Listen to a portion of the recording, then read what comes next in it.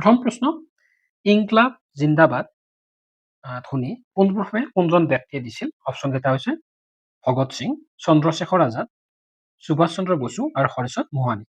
তো শুদ্ধ উত্তৰ হ'ব ইনকলাব জিন্দাবাদ ধ্বনি দিয়া ব্যক্তিগৰাকীৰ নাম হৈছে অপশ্যন ডি হৰচন্দ মোহানি। হৰচন্দ মোহানিয়ে ইনকলাব জিন্দাবাদ ধ্বনি দিছিল 1921 চনত। পোনপ্ৰথমে তেওঁৱে দিছিল এই ধ্বনি, আৰু এই ধ্বনি পপুলাৰ কৰিছিল ভগত সিঙে 1929 চনত।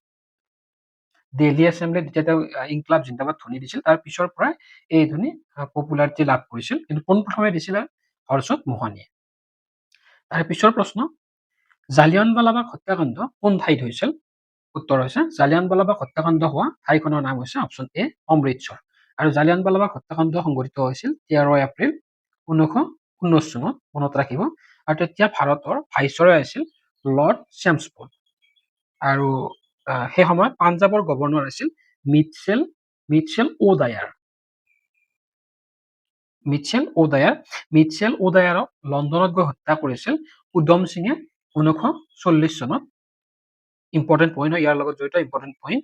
লগতে জালিয়ানৱালাবাগ হত্যাকাণ্ড সংঘটিত হোৱা সময়ত অমৃতসৰৰ পুলিচ বিষয়া আছিল বা চুপাৰিনটেণ্ডেণ্ট আছিল ৰেইনাল্ড ডায়াৰ। তাৰ এইখিনি হৈছে জালিয়ানৱালাবাগ হত্যাকাণ্ডৰ লগত জড়িত ইম্পৰ্টেণ্ট কি পইণ্ট। তাৰে পিছৰ প্ৰশ্ন, সুভাষ চন্দ্ৰ বসুৱে ভাৰতীয় জাতীয় কংগ্ৰেছ ত্যাগ কৰাৰ পিছত কি সংগঠনৰ জন্ম দিছিল? উত্তৰ হৈছে সুভাষ চন্দ্ৰ বসুৱে ভাৰতীয় জাতীয় কংগ্ৰেছ ত্যাগ কৰাৰ পিছত জন্ম দিয়া সংগঠনটোৰ নাম হৈছে option A All India Forward Bloc. Azad Hind ফৌজৰ জন্ম হৈছিল 1943 চনত। এই সংগঠনৰ জন্ম বা প্ৰতিষ্ঠা কৰিছিল সুভাষ চন্দ্ৰ বসুৱে। স্বৰাজ পাৰ্টি নামৰ সংগঠনটোৰ প্ৰতিষ্ঠা কৰিছিল 1923 চনত, আৰু এই সংগঠনটো প্ৰতিষ্ঠা কৰিছিল চিত্ৰৰঞ্জন দাসে। আৰু গাদাৰ পাৰ্টিৰ জন্ম হৈছিল 1913 চনত। নেক্সট কুৱেশ্যন, পাঞ্জাৱ কেশৰী বুলি কোনজন ব্যক্তিক জনা যায়? শুদ্ধ উত্তৰ হৈছে পাঞ্জাৱ কেশৰী বুলি জনা ব্যক্তিগৰাকী হৈছে অপশ্যন চি লালা লাজপত ৰায়। 1857 চনৰ বিদ্ৰোহৰ প্ৰথম শ্বহীদ কোন আছিল? মংগল পাণ্ডে, ভগত সিং, বাহাদুৰ শাহ জাফৰ, লিয়াকত আলী। শুদ্ধ উত্তৰ হৈছে 1857 চনৰ বিদ্ৰোহৰ প্ৰথম শ্বহীদ আছিল অপশ্যন এ মংগল পাণ্ডে। 1857 চনত হৈছিল চিপাহী বিদ্ৰোহ, মনত ৰাখিব। 1857 চনত চিপাহী বিদ্ৰোহ সংঘটিত হৈছিল। বাহাদুৰ শাহ জাফৰ হৈছে মোগলৰ শেষৰগৰাকী সম্ৰাট। ভাৰতৰ প্ৰথম মহিলা গভৰ্ণৰ গৰাকীৰ নাম কি? উত্তৰ হৈছে ভাৰতৰ প্ৰথম মহিলা গভৰ্ণৰ গৰাকীৰ নাম হৈছে অপশ্যন ডি সৰোজিনী নাইডু। সুচিতা কিৰ্পাণী হৈছে ভাৰতৰ প্ৰথম মহিলা মুখ্যমন্ত্ৰী। এনি বেছেণ্ট হৈছে ভাৰতৰ প্ৰথম ইণ্ডিয়ান নেশ্যনেল কংগ্ৰেছৰ মহিলা সভানেত্ৰী, আৰু মীৰা কুমাৰী হৈছে ভাৰতৰ লোকসভাৰ প্ৰথমগৰাকী মহিলা অধ্যক্ষ। দুবাৰ একেলগে মাউণ্ট এভাৰেষ্ট আৰোহণ কৰা প্ৰথম মহিলা ব্যক্তি কোন, বা প্ৰথম মহিলাগৰাকীৰ নাম কি? উত্তৰ হৈছে অপশ্যন এ সন্তোষ যাদৱ। আৰু তৰুণ শইকীয়া হৈছে অসমৰ পৰা প্ৰথম মহিলা মাউণ্ট এভাৰেষ্ট আৰোহণ কৰা প্ৰথমগৰাকী ব্যক্তি। তাৰে পিছৰ প্ৰশ্ন, ব্ৰহ্মা সমাজ কোনে প্ৰতিষ্ঠা কৰিছিল? উত্তৰ হৈছে ব্ৰহ্মা সমাজ প্ৰতিষ্ঠা কৰা ব্যক্তিগৰাকীৰ নাম হৈছে অপশ্যন এ ৰাজা ৰামমোহন ৰায়। স্বামী দয়ানন্দ সৰস্বতীৰ প্ৰকৃত নাম কি? শুদ্ধ উত্তৰ স্বামী দয়ানন্দ সৰস্বতীৰ প্ৰকৃত নাম হৈছে মূল শংকৰ। অপশ্যন বি হৈছে শুদ্ধ উত্তৰ। ভাৰতলৈ কোন চনত ভাস্কো দা গামা আহিছিল? উত্তৰ হৈছে ভাৰতলৈ ভাস্কো দা গামা অহা চনটো হৈছে 1498 খ্ৰীষ্টাব্দত ভাৰতলৈ প্ৰথম ভাস্কো দা গামা আহিছিল। শুদ্ধ উত্তৰ হৈছে অপশ্যন চি। আৰু ইষ্ট ইণ্ডিয়া কোম্পানী ভাৰতলৈ আহিছিল 1600 চনত। খালসা পন্থাৰ আৰম্ভণি কোনে কৰিছিল? শুদ্ধ উত্তৰ হ'ব খালসা পন্থাৰ আৰম্ভণি কৰা শিখ গুৰুগৰাকীৰ নাম হৈছে অপশ্যন বি গোবিন্দ সিং। ভাৰতৰ লৌহ মানৱ বুলি কাক জনা যায়? শুদ্ধ উত্তৰ ভাৰতৰ লৌহ মানৱ বুলি জনা ব্যক্তিগৰাকীৰ নাম হৈছে Sardar Vallabhbhai Patel. East India company ভাৰতলৈ কোন চনত আহিছিল?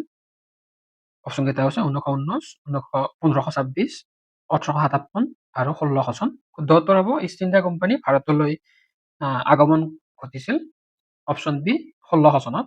1919 চনত হৈছিল জালিয়ানৱালাবাগ হত্যাকাণ্ড, 1857 চনত হৈছিল চিপাহী বিদ্ৰোহ, 1526 চনত হৈছিল পানিপথৰ প্ৰথম যুদ্ধ।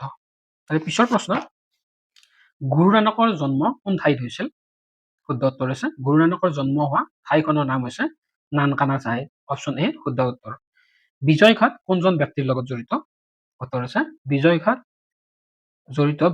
ঘাটৰ লগত জড়িত ব্যক্তিগৰাকীৰ নাম হৈছে অপশ্যন এ লাল বাহাদুৰ শাস্ত্ৰী। আকবৰে কোনজন শিখ গুৰুৰ দ্বাৰা প্ৰভাৱিত হৈছিল? অপশ্যন কেইটা গুৰু নানক, ৰামদাস, অৰ্জুন সিং, গোবিন্দ সিং। শুদ্ধ উত্তৰ হৈছে আকবৰে প্ৰভাৱিত হোৱা শিখ গুৰুগৰাকীৰ নাম হৈছে অপশ্যন এ গুৰু নানক। সংবিধান সভাৰ স্থায়ী অধ্যক্ষগৰাকীৰ নাম কি? উত্তৰ হৈছে সংবিধান সভাৰ স্থায়ী অধ্যক্ষগৰাকীৰ নাম হৈছে অপশ্যন চি ৰাজেন্দ্ৰ প্ৰসাদ। সংবিধান সভাৰ প্ৰথম অধিৱেশন অনুষ্ঠিত হৈছিল 9 ডিচেম্বৰ 1946 চনত আৰু তেতিয়া প্ৰথম অৱস্থাত ইয়াৰ কাৰ্যকৰী সভাপতি আছিল শশীদানন্দ সিনহা আৰু 9 ডিচেম্বৰ 1946 চনত এই তাৰিখ হৈছে সংবিধানৰ প্ৰথমখন অধিৱেশন আৰু দ্বিতীয় অধিৱেশন অনুষ্ঠিত হৈছিল দুদিন পিছত 11 ডিচেম্বৰ 1946 চনত আৰু তেতিয়া সংবিধান সভাৰ স্থায়ী অধ্যক্ষ হিচাপে নিযুক্তি দিয়া হৈছিল ৰাজেন্দ্ৰ প্ৰসাদ ডাঙৰীয়া। অপশ্যন চি হৈছে শুদ্ধ উত্তৰ। অৰ্থশাস্ত্ৰৰ লেখক কোন? উত্তৰ হৈছে অৰ্থশাস্ত্ৰৰ লেখক হৈছে অপশ্যন এ কৌটিল্য। সূৰ্য উদয়ৰ ভূমি বুলি কোনখন দেশক কোৱা হয়? উত্তৰ সূৰ্য উদয়ৰ ভূমি বুলি কোৱা হয় জাপানক। ৰেড ক্ৰছ দিৱস কোন তাৰিখে পালন কৰা হয়? শুদ্ধ উত্তৰ হৈছে ৰেড ক্ৰছ দিৱস পালন কৰা হয় 8 মে তাৰিখে। ওনাম উৎসৱ কোনখন ৰাজ্যত পালন কৰা হয়?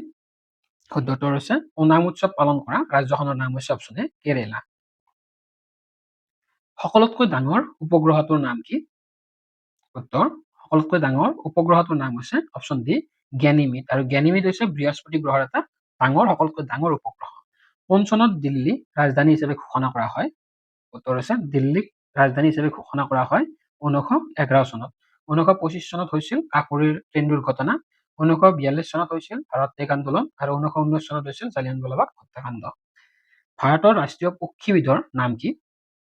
ভাৰতৰ ৰাষ্ট্ৰীয় পক্ষীবিধৰ নাম হৈছে অপশ্যন এ ময়ূৰ। ভাৰতৰ পতাকাখনৰ দিগ আৰু প্ৰস্থৰ অনুপাত কিমান? উত্তৰ ভাৰতৰ পতাকাখনৰ দিগ আৰু প্ৰস্থৰ অনুপাত হৈছে অপশ্যন চি 3:2। মহাত্মা গান্ধীক ৰাষ্ট্ৰীয় পিতা বুলি কোনে প্ৰথমে সম্বোধন কৰিছিল?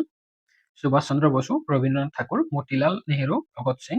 শুদ্ধ উত্তৰ হৈছে মহাত্মা গান্ধীক ৰাষ্ট্ৰীয় পিতা বুলি কোন প্ৰথমে সম্বোধন কৰিছিল? Option A Subhash Chandra Bose. আৰু ৰবীন্দ্ৰনাথ ঠাকুৰে মহাত্মা গান্ধীক মহাত্মা নামেৰে সম্বোধন কৰিছিল। ভাৰতীয় কেলেণ্ডাৰসমূহ কি ধৰণৰ? পুৰাণ, ব্ৰহ্মা, শক, হিন্দী। শুদ্ধ উত্তৰ হৈছে ভাৰতীয় কেলেণ্ডাৰসমূহ শক ধৰণৰ লগত জড়িত। প্ৰেচমেকাৰ দেহাৰ কোনটো অংশত লগোৱা হয়? মগজু, হৃদপিণ্ড, বৃক্ক, যকৃত। শুদ্ধ উত্তৰ হৈছে প্ৰেচমেকাৰ লগোৱা দেহৰ অংশটোৰ নাম হৈছে অপশ্যন এ বি হৃদপিণ্ড। মানুহে প্ৰথম ব্যৱহাৰ কৰা ধাতুবিধৰ নাম কি? সোণ, কপাৰ, এলুমিনিয়াম, ৰূপ। শুদ্ধ উত্তৰ হৈছে মানুহে প্ৰথম ব্যৱহাৰ কৰা ধাতুবিধৰ নাম হৈছে অপশ্যন বি কপাৰ। বৰ্তমান ৰাষ্ট্ৰপতিৰ দৰমহা কিমান? বৰ্তমান ভাৰতৰ ৰাষ্ট্ৰপতিৰ দৰমহা কিমান? 5 লাখ, 3 লাখ, 1 লাখ, 2 লাখ। শুদ্ধ উত্তৰ হৈছে বৰ্তমান ভাৰতৰ ৰাষ্ট্ৰপতিৰ দৰমহা হৈছে অপশ্যন এ 5 লাখ। লোকসভাৰ লগত জড়িত অনুচ্ছেদটোৰ নাম কি? অপশ্যন কেইটা হৈছে আৰ্টিকেল 85, আৰ্টিকেল 84, আৰ্টিকেল 87, আৰ্টিকেল 81। শুদ্ধ উত্তৰ হৈছে লোকসভাৰ লগত জড়িত অনুচ্ছেদটোৰ নাম হৈছে অপশ্যন ডি আৰ্টিকেল 81। তাৰে পিছৰ প্ৰশ্ন, মহাকাশচাৰীসকলে আকাশৰ পৰা পৃথিৱীৰ ৰং কেনেকুৱা দেখে বা আকাশচাৰীসকলে আকাশত কি ৰং দেখে? শুদ্ধ উত্তৰ হৈছে মহাকাশচাৰীসকলে আকাশত দেখা ৰংবিধ হৈছে অপশ্যন এ কলা। কোনখন চহৰত প্ৰথমে মেট্ৰ' ৰেল চলিছিল? দিল্লী, মুম্বাই, মাদ্ৰাজ, কলকাতা। প্ৰথমে মেট্ৰ' ৰেল চলা চহৰখনৰ নাম হৈছে option C Kolkata. Next question, ভাৰতৰ সকলোতকৈ দীঘল বান্ধটোৰ নাম কি? শুদ্ধ উত্তৰ হৈছে ভাৰতৰ সকলোতকৈ দীঘল বান্ধটোৰ নাম হৈছে অপশ্যন এ হীৰাকুদ বান্ধ। স্বাধীন ভাৰতৰ প্ৰথমগৰাকী গভৰ্ণৰ কোন আছিল? অপশ্যন কেইটা হৈছে Lord Mountbatten, Lord Curzon, Lord Dalhousie, Lord Macaulay. শুদ্ধ উত্তৰ হৈছে স্বাধীন ভাৰতৰ প্ৰথম গভৰ্ণৰ গৰাকীৰ নাম হৈছে অপশ্যন এ লৰ্ড মাউণ্টবেটেন। আৰু ডেলহাউচিৰ সময়ত ভাৰতত ৰেলৰ প্ৰৱৰ্তন হৈছিল আৰু ৰেলৰ প্ৰৱৰ্তন ভাৰতত কোন চনত হৈছিল বুলি সুধিলে 1853 চনত। তো আজিৰ ভিডিঅ'ত ইমানখিনিয়ে, ধন্যবাদ।